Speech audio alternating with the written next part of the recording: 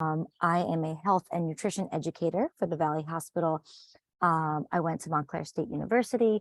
I have my undergraduate degree in dietetics and medical nutrition, and then a master's degree in nutrition education. And I also, of course, coordinate Valley's Thrive program for moms and women. And I thought that this is the perfect program for me to get excited about, because as a mom who is passionate about food and nutrition and healthy living, I love getting my kids out in the garden and educating them and getting our hands dirty. So I thought, I hoped that other parents and other moms would be excited too. So these pictures on here are some of me and my family's harvest from last year. And keep in mind that this is a super simple gardening 101 program. I am no expert gardener. I've gotten my hands dirty, and I've researched a lot, and I've done a lot of a lot of in my garden experimenting. So that's kind of what I'm encouraging tonight. So let's learn from each other. I wanted to start this with a fun poll. So let's see if we can launch that. So the first question I have is, did you grow last year? I will take, did you grow flowers last year? Did you grow produce last year? Did we grow anything last year? Okay. I love it. Yes. No, my first time. Fantastic. You made an attempt. Yes, that's what I like to hear. Really great. Cool. All right. So I grew last year. I think last year was probably my 4th year having like an actual garden. Okay. So we're going to end this poll. Fantastic. Okay. And then I have one more question. I think I have another poll question here. Let's see. Oh, here it is. If I can get that up and running. Oh, let's see. Okay.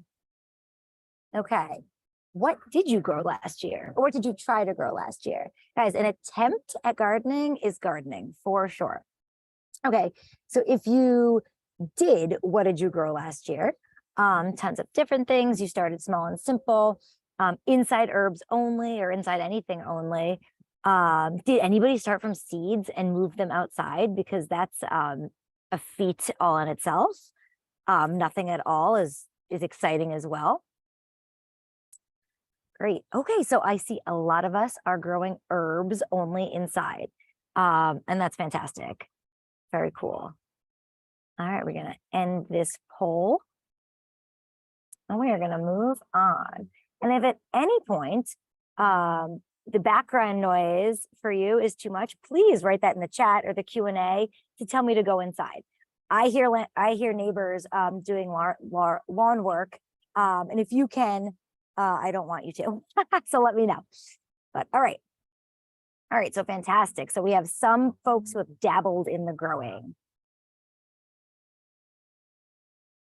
And that's actually my garden. I put it on the top corner just since I wasn't able to sit in it tonight because of my Wi-Fi issues. So I am not talking like a big garden here. I have a itty bitty little corner of my yard that I grow in. All right, let's move on.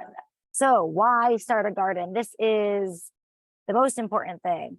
I think mental health is an obvious one and a super important one, especially these days. We're learning so much about the importance of mental health. So starting a garden can simply help with mental health, can help with getting out there and getting some fresh air, getting that vitamin C or vitamin D from the sun, getting our hands dirty, is all of those things. Getting back to nature and the earth is so important and so good for overall health, and especially mental health. Okay, so this one makes me laugh. So save money on produce eventually, right? Our first couple years, our first few years growing gardens, are we really saving that much money? Maybe not, maybe. So it depends what we're growing, how much we're harvesting, and things like that. huge benefits is, of course, you're going to eat more produce yourself, and to get your kids to eat more produce is a huge benefit and a huge perk. If it's there, they'll eat it. Am I right? This is an important one for me, to teach your kids where foods come from. You know, I used to go into schools, and I can't say that this happens very often anymore, but I used to go to schools and I would teach nutrition, and I would say, you know, where does your apple come from? Thinking the children would say trees, and they would just say the grocery store. And I would say, oh no, well, technically yes, but where does it start?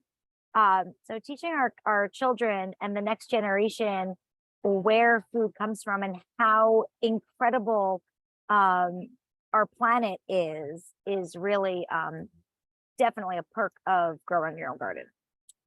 Okay, these are pictures that are, to me, super relevant and super rewarding. That is my daughter on her way to summer camp this last summer.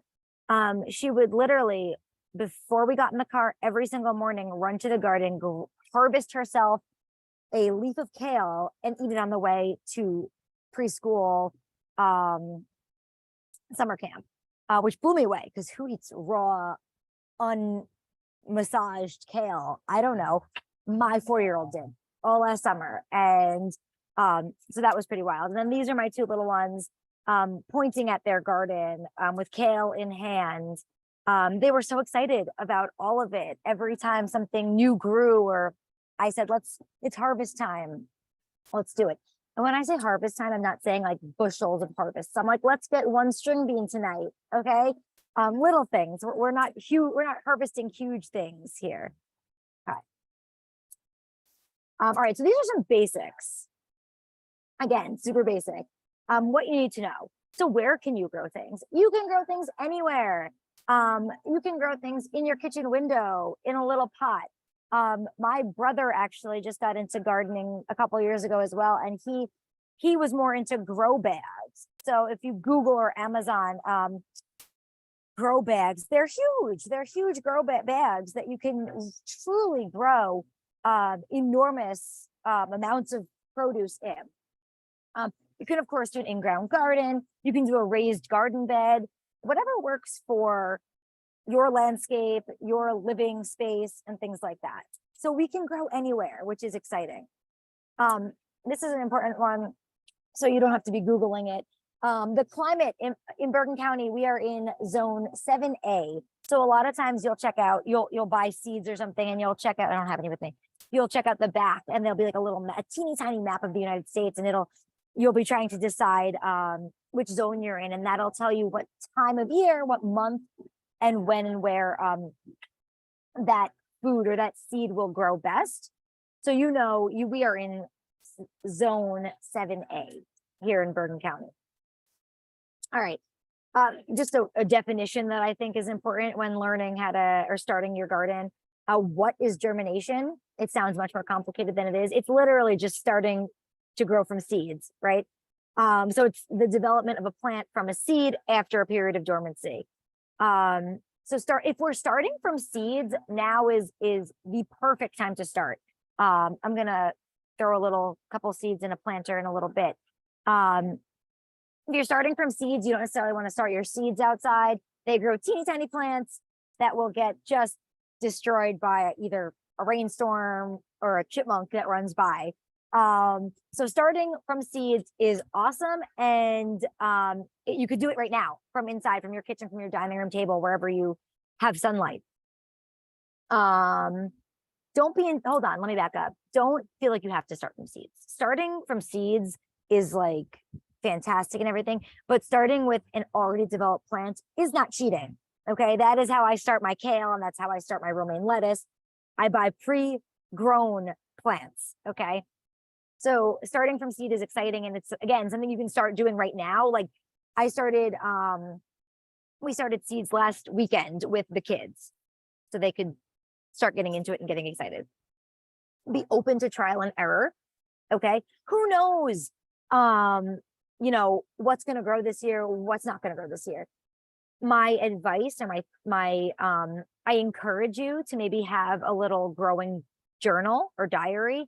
Write down the type of soil you purchased this year, the type of growing pots that you are using to grow inside. Take pictures, throw them in your journal and things like that, just so you know what you're doing this year, so that you know next year if you should do the same thing or if you should change it up a little bit. Okay. These are resources. My favorite one on here is the Farmer's Almanac. They have everything. You can Google and check out their website. They are fantastic. They're a lot of what I'm going to talk about tonight is from the Farmer's Almanac. You can also go onto Facebook and look up local gardening groups. A lot of libraries have gardening groups in your town. So I would look into that for sure. And I think that gardeners really love helping other gardeners. So if you have a question, throwing it onto a Facebook group is kind of community oriented and kind of fun. All right. How to start inside. Again, you don't have to start inside. If that's not your thing, talk amongst yourselves right now while I talk about this. But how to start inside. And I'm going to be honest, this is the first year that I am truly starting inside. So if you choose to start from seeds, now is the perfect time. So to germinate from seeds, don't pack our soil down. And as I talk, I'm going to show you, I'm going to do it with you. So these are bell pepper seeds from a bell pepper that I purchased at the store months ago. I thought that was an absolutely perfect opportunity to save these seeds. I saved them on a paper plate on top of paper towel. I let them dry out, and then I literally folded that paper towel up to keep it really, really dry. And I left it like that. So, and it's been sitting on my countertop in my kitchen for 2 months. So we're not going to pack our soil down. So again, you can literally take food scraps and use them, and we'll see. You know, me and my brother have like a farmers competition going on, and he's like, "Your bell peppers are not going to grow this year. Mine didn't last year." And I'm like, watch my bell peppers grow." So okay, I'm not packing my dirt down. You saw me pour it in gently. Okay, I have a little spoon here. I am literally, and again, guys, I've never done this before. This is my first time doing this. I'm going to sprinkle some seeds into my soil, push some down a little bit, bing, bang, boom. Then I'm just going to pour a little bit more on top to cover those seeds. Bam. That's it. That's all I'm doing. Once we're done here, I'm going to put a little bit of water on it, and I'm going to keep that moist. Okay. And then I'm going to put either a plastic bag or plastic wrap over it to help the soil stay moist. And we're going to see what happens. It's an experiment, right? It's all an experiment. And with that, I think that alone is education for us and for our kids. So do that as simple as that with your little ones. I actually did that with I have a 2-year-old, and I said, "Teddy, what do you think is going to grow?" And he said, "I think that purple money is going to grow, purple coins." And I thought, it's an interesting guess. That didn't grow, but to have them make a guess is just such a cool idea. And then to have them see what actually does grow, just really, really cool. Okay. So you always want to plant in recycled materials, like the pictures in this on this slide. You do want drainage holes. Label them. Like, I know that there's just bell peppers in here, so I don't necessarily have to label it. But if you see the bottom picture, the bottom picture in this slide, those are my brother's little baby seedlings, and he has tons of different peppers this year that he's trying out. So they're all labeled in code that he understands. Cover with plastic kitchen bags or plastic wrap. Place in a safe, warm, dry spot. Once your seed sprouts, you can take that plastic off of it. And that's when it needs light or sunlight is the easiest. And that's when you want to keep that soil damp. So I have a spray bottle in my kitchen where all my planters are right now, and I just spray every morning to keep them evenly damp. Okay. What's cool about the toilet paper tubes here is that you can those are biodegradable. You can throw those in the soil. Same thing with the eggs. Never tried it with eggs. The eggs, to me, don't seem like there's tons of space in there for roots to grow. But you're going to repot these bad boys anyway, right? So yes, no, some veggies don't transplant. Like I wouldn't necessarily start carrot seeds and then try to transplant those, just because carrots are root vegetables and the carrot is the root. And so like uprooting that would be a challenge and it might not survive the transition. Okay. Once seed sprout, place in the window. All right, then we are transplanting. Hold on. Okay, yes. So let me go back one. I'm sorry, folks. Back here. Like I said, with the eggs, once those are too big, I would get, like, I got these from Home Depot, these little biodegradable cups. They were super cheap. I got 15, I think, for like $4, super affordable. And this is going to go right in the ground. I am not going to transplant this again to a bigger pot. But with the eggs or the toilet paper tubes, I would, or with those little ones at the bottom that I said my brother was working on, those would need to be transplanted to a larger container inside still. I would vote for these because it's easy. It saves a step. I'm all about convenience, folks. Okay, so once we're transplanting outside, your seeds are ready to be transplanted when they've outgrown their containers. They're reasonably sized containers. I did a lot of research. I watched a lot of videos on how the best way to do this. Because again, like I said, this is my first year starting from seeds. All right. All we need is a butter knife, soil, and a bigger pot. Okay. So we're going to cut around the outside of our pot and our dirt. And it says, everything I read said, do not grab your little seedling or your little sprouter here from the stem, because their stem is where all its nutrition is and where it's really building. It says to grab it from the leaves. From the leaves, pull out, and then transplant over to either the next pot or your garden. And that's because leaves can grow back. A stem probably won't grow back, especially at this stage. So that to me was something interesting. So guide the seedling into the larger pot that you already have half full, and then throw some more soil on top of that. From there, once that's outgrown its home, then we can throw it inside or wherever you want to throw it. Okay, a lot of options here. Okay, how to start outside. So this is my garden. These are pictures of my garden from last year. You can see that I started some in the ground and some in the pots. The pots in the back are bell peppers that I did not start from seeds. I started like that. So these are exactly how I purchased them, and I put them into the garden. So the number one thing is to choose your location. You obviously want sunny, accessible and convenient for you. Okay, so if your sunny spot is in like the back corner of your yard that you never go to, are you going to water it? Are you going to go visit it and take care of it? I'm not. I work full time. I have 2 toddlers. I'm tired. Your garden spot should be convenient. And that's when I talk about, doing pots, using pots or build a raised garden bed closer to your house or whatever it might be. I also feel like the closer you are to your house, the less deer will get it. The less squirrels may feel courageous enough to come up on your back steps or wherever it might be. Okay, and of course, close to a water source. If your backyard hose or front yard hose can't reach it, choose a different spot. Because if your backyard hose can't reach it, believe me, you'll water it for the first couple of days, and then you're never going to water that garden again. Okay, so simple things like that. I learned my first year of doing this gardening thing. So my tip is to start small, and choose a spot you won't forget to water. You don't need to plant in the ground. See what grows well in a planter, which I think a couple of slides from now, I have a list of those things. And again, start small. If you know your family is not going to eat a certain zucchini, let's say summer squash, don't plant it, right? You also would feel terribly guilty if you grew all of this summer squash and then it got wasted. You didn't eat it. Of course, we love sharing with our neighbors and our coworkers and things like that.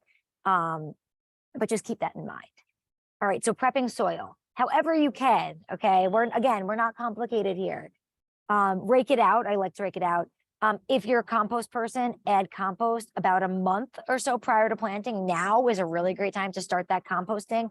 And like, if you're just starting to compost, you're not a huge composter. I'm not a huge composter. I love the idea of composting. Like I have a banana peel rotting on my countertop right now that I promise I'm gonna go bury in the garden as soon as we're done here. But like that can be as simple as composting. So what I'm doing this year with as far as composting, oh no, my seed spilled. As far as composting is I have a bowl on my countertop and I'm gonna throw banana peels, eggshells, apple cores, whatever organic material or kitchen scraps that I have. Once my bowl is full, I'm gonna go to my garden and I'm going to literally dig a trench. It's called trench composting. I'm going to dig a trench in the middle of my garden. I'm going to put the garbage essentially inside it and put dirt back on top of it. And that's really just giving extra nutrition and nutrients to our soil to make it easier for our plants and our seedlings to grow. Okay. Again, you don't have to do that. You don't have to do any of these steps. You can do whatever you want and however you want.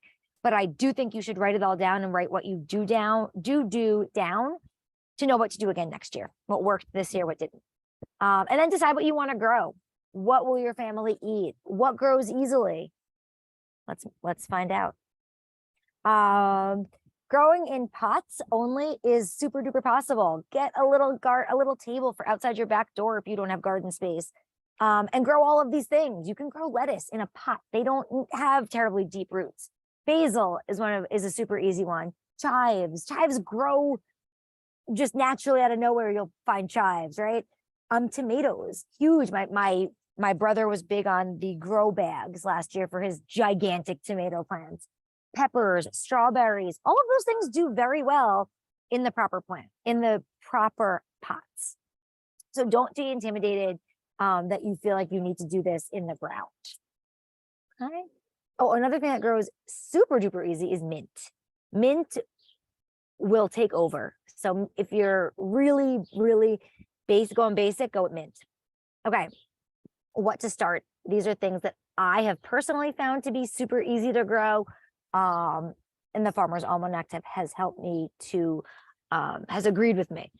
Some of the easiest things to plant: lettuce, kale. And I'm not talking from seeds. I'm talking, I went to Lowe's or Home Depot and I got the smallest, but the pre-grown, the pre-sprouted kale plants. And they have given us so much harvest. Again, my daughter eats a piece of kale a day. So lettuce, romaine lettuce, fantastically easy.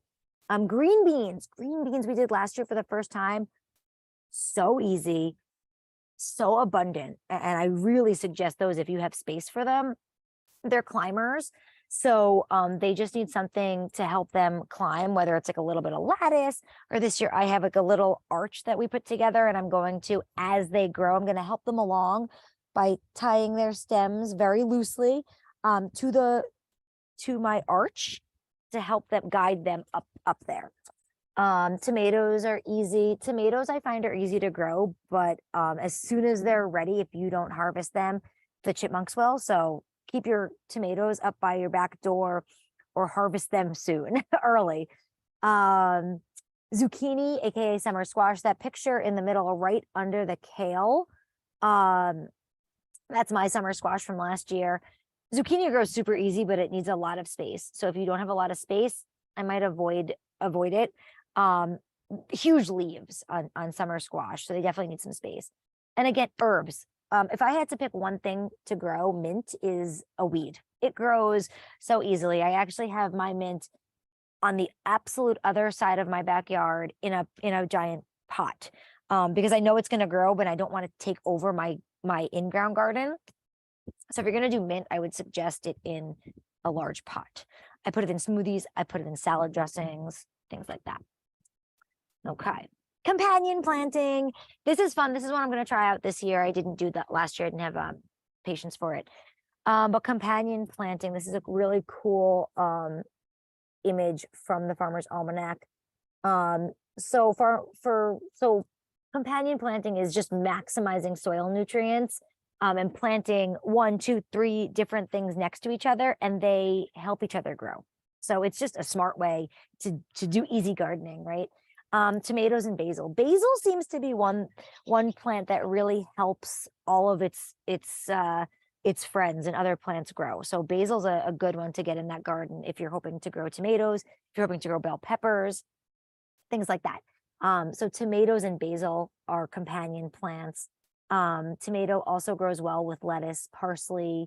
I've never grown asparagus in my garden, but it tells me that it works well together. They work well together. Peppers and tomatoes also grow well together. I've experienced that.